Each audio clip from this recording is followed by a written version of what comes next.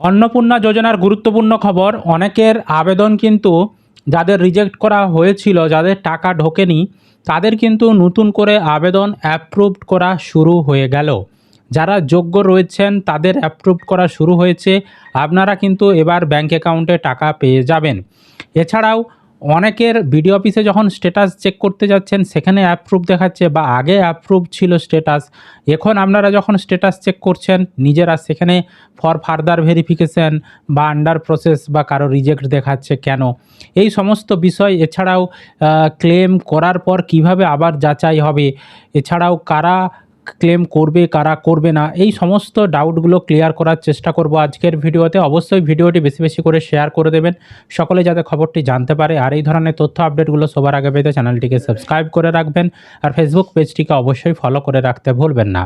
দেখুন, আমাদের চ্যানেলেরই একজন সাবস্ক্রাইবার বেশ কিছু স্ক্রিনশট পাঠিয়েছে, তার যেরকম স্ট্যাটাসের আপডেটগুলো এসেছে সেগুলো আমি একটু দেখাচ্ছি এবং কথোপকথনটাও আমি একটু শেয়ার করছি। দেখুন, উনি আমাকে লিখে পাঠিয়েছেন, দাদা মায়ের রিজেক্ট মেবি ফার্দার ভেরিফিকেশান ছিল, আর আমি তো 20 তারিখ ক্লেম অবজেকশন করেছিলাম, 21 তারিখ রাতে অ্যাপ্রুভ করে দিয়েছে, এরকম উনি বলেছেন। এবং দুটো উনি স্ক্রিনশট পাঠিয়েছেন, ওনার যে আগে ওনার মায়ের যে আবেদনটা যে রিজেক্ট হয়ে গিয়েছিল, উনি যখন স্ট্যাটাস চেক করেছিলেন সেই স্ক্রিনশটটাও পাঠিয়েছেন। Rejected and maybe further verification লেখা ছিল, এবং ওনার 21 তারিখে রাতের দিকে স্ট্যাটাসটা কিন্তু আবার অ্যাপ্রুভড করে দেওয়া হয়েছে। আমি দুটো স্ক্রিনশটই আপনাদেরকে দেখাচ্ছি, দেখতেই পাচ্ছেন। সুতরাং অনেকেরই কিন্তু যাদের রিজেক্ট ছিল, তাদের মধ্যে যারা যোগ্য ছিলেন তাদের কিন্তু অটোমেটিক অ্যাপ্রুভ করে দেওয়া হচ্ছে। এবার উনি বলছেন যে উনি ক্লেমের আবেদন করেছিলেন, এবার উনি ক্লেম করেছিলেন সেই জন্য রিজেক্টটা অ্যাপ্রুভ করলো, না অটোমেটিক অ্যাপ্রুভড হয়ে গেল, সেটা কিন্তু বোঝা যাচ্ছে না। কারণ উনি আবার এটাও বলছেন যে ওনার ক্লেম স্ট্যাটাস সেখানে কিন্তু পেন্ডিং দেখাচ্ছে এখনও। তো সেটা বোঝা যাচ্ছে না যে ক্লেমের জন্যই অ্যাপ্রুভ হলো না অটোমেটিক অ্যাপ্রুভ হয়ে গেল। তো যাই হোক, সুখবর যেটা যে অ্যাপ্রুভড হয়ে গেছে, আর অ্যাপ্রুভড এসে যাওয়া মানেই আপনি ধরে নেবেন আপনার টাকা কিন্তু ব্যাঙ্ক অ্যাকাউন্টে কিছুদিনের মধ্যেই ঢুকে যাবে। তো আপনাদের এরকম কারো অ্যাপ্রুভড হয়েছে কি না, আপনারা ক্লেম করেছেন, অবশ্যই একবার স্ট্যাটাস চেক করে দেখবেন, এবং যদি হয়ে থাকে সেটা কমেন্ট করে জানাবেন। আর একটা বিষয়, অনেকেই বলছিলেন আপনারা বিডিও অফিসের স্ট্যাটাস চেক করে এসেছিলেন বা এসডি অফিসের স্ট্যাটাস চেক করে এসেছিলেন, সেখানে অ্যাপ্রুভড লেখা ছিল, কিন্তু যেদিন থেকে স্ট্যাটাস চেক শুরু হলো সেই দিন থেকে, মানে 19শে আগস্ট থেকে আপনারা যখন স্ট্যাটাস দেখছেন, কারো আন্ডার প্রসেস, কারো রিজেক্টেড, কারো ফর ফার্দার ভেরিফিকেশান দেখাচ্ছে কেন? দেখুন, এর কারণ যেটা সেটা হচ্ছে, মুখ্যমন্ত্রী শুভেন্দু অধিকারী কবে আপনাদেরকে অন্নপূর্ণা যোজনার শর্ত ঘোষণা করেছিলেন তার উপর বিষয়টা নির্ভর করছে। দেখুন, আপনাদের আবেদন ভেরিফিকেশন করে পঞ্চায়েত বা বিডিও বা এসডিও থেকে আগেই পাঠিয়ে দেওয়া হয়েছিল জেলাকে, এবার জেলা কিন্তু অ্যাপ্রুভ করে দিয়েছিল, তখন কিন্তু কোনো শর্তের কথা বলা থাকেনি।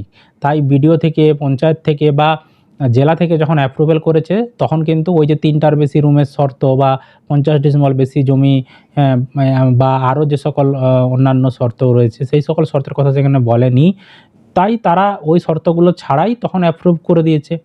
এবার মুখ্যমন্ত্রী শুভেন্দু অধিকারী ওই মনে হয় 12 বা 13ই আগস্ট নাগাদ তিনি কিন্তু শর্ত ঘোষণা করেছিলেন যে গ্রামের ক্ষেত্রে 50 ডিসিমাল জমি থাকলেও ছাড়, 3টার বেশি রুম থাকলেও ছাড়, পৌরসভার ক্ষেত্রে বা কর্পোরেশন এরিয়ার ক্ষেত্রে ছাড় নয়, এইরকম কিন্তু যখন ঘোষণা করেছিলেন, তারপরে যখন সিস্টেমের মাধ্যমে আবার যাচাই করা হলো, মানে ওই আপনাদের যে অ্যাপ্রুভ হয়ে গেছিলো ওর পরেও কিন্তু সিস্টেমের মাধ্যমে যাচাই হয়েছে, সেখানে নতুন যে শর্তগুলো মুখ্যমন্ত্রী সাংবাদিক বৈঠক করে নবান্ন থেকে বলেছিলেন, সেই নতুন শর্তগুলো দিয়ে তখন কিন্তু সিস্টেমের মাধ্যমে আবার পুনরায় যাচাই হয়েছে। সেই কারণে যাদের 3টার বেশি রুম রয়েছে তাদের দেখবেন ফর ফার্দার ভেরিফিকেশন হয়ে গেছে, বা 50 ডিসিমাল জমি রয়েছে বা 10,000 টাকার বেশি ইনকাম করে মেয়ে, সেই কারণে কিন্তু অনেকেরই ফর ফার্দার ভেরিফিকেশন লেখাটা চলে এসেছে আপনাদের ওই বিডিও অফিস বা এসডি অফিসে, সেখানে অ্যাপ্রুভ থাকা সত্ত্বেও। বুঝতে পারলাম। তো নতুন যে স্ট্যাটাস এসেছে সেইগুলো এখনও কিন্তু বিডিও অফিস বা এসডি অফিসের যে পোর্টাল, সেখানে কিন্তু এখনও নতুন স্ট্যাটাস আপগ্রেড হয়নি। এখনও যদি আপনি স্ট্যাটাস দেখেন, দেখবেন এখনও ওনাদের সিস্টেমে অ্যাপ্রুভ দেখাবে, কিন্তু আপনারা যখন স্ট্যাটাস চেক করবেন নতুন যে স্ট্যাটাস সেগুলো কিন্তু দেখতে পাবেন। তো এখন আপাতত আপনাদের করণীয় কী? তো যাদের আন্ডার প্রসেস রয়েছে তাদেরকে কোনো রকম এখন ক্লেম করতে হবে না, আপনাদেরটা এখনও বাতিল হয়নি বা অ্যাপ্রুভও হয়নি, এখন মানে পর্যায়ে রয়েছে, যাচাই পর্যায়ে রয়েছে বা নেক্সট প্রসেসে রয়েছে। কিচ্ছু করার দরকার নেই আপনাদেরকে। যাদের আন্ডার প্রসেস রয়েছে আপনারা চুপচাপ ওয়েট করে থাকুন। আর যাদের ফর ফার্দার ভেরিফিকেশান লেখা আসছে, নিচে কারণ দেখিয়ে দিচ্ছে এএসডিডি, 10,000 টাকার বেশি ইনকাম, কারো 3টার বেশি রুম, গভর্নমেন্ট এমপ্লয়, এই ধরনের যাদের কারণ দেখিয়ে দিচ্ছে আপনারা ক্লেমের আবেদন করে দিন।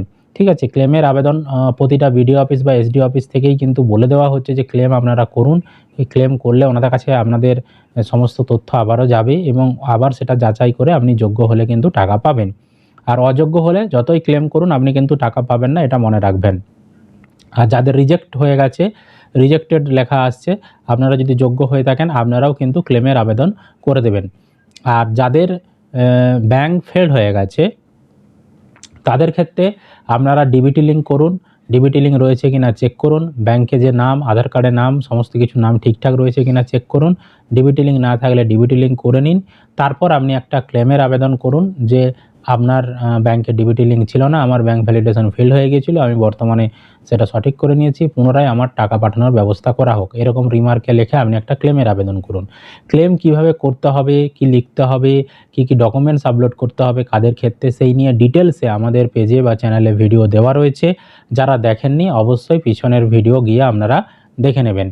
ক্লেম না করলে আপনারা কিন্তু টাকা পাবেন না। চুপচাপ বাড়িতে বসে থাকলে টাকা কিন্তু আপনাদের ঢুকবে না। ক্লেম করবেন, আপনাদের আবার পুনরায় যাচাই হবে, আপনি যোগ্য হলে কিন্তু টাকা পেয়ে যাবেন।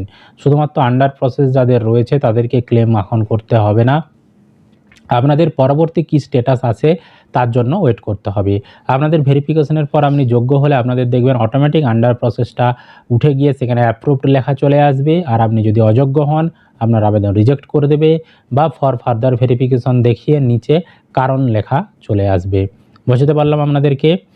আর অনেকের আন্ডার প্রসেস যাদের রয়েছে তাদের কিন্তু আবার অনেকের মডিফাই অপশান চলে আসছে, মানে আপনি এডিট করার যে অপশান সেটা অনেকের চলে আসছে। তো আপনি যদি কোনো ভুল করে থাকেন ফর্ম ফিল আপে, মডিফাই অপশানে ক্লিক করে পরবর্তী সময়ে আপনারা সেটা এডিটও করতে পারবেন যাদের আন্ডার প্রসেস রয়েছে। বুঝতে পারলাম। তো বর্তমানে এটুকুই আপডেট দেওয়ার রয়েছে।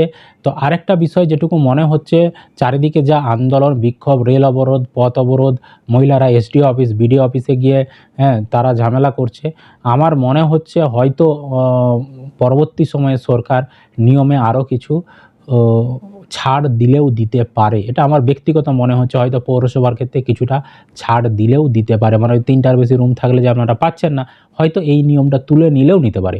নিবেই যে সেটা বলছি না, আমার যেটা ব্যক্তিগত মনে হচ্ছে যে চারিদিকে যা হচ্ছে সোশ্যাল মিডিয়া জুড়ে বা খবরের চ্যানেল থেকে শুরু করে চারিদিকে, তো মনে হয় হয়তো নিয়মটা পরবর্তী সময়ে সহজ করলেও করতে পারে।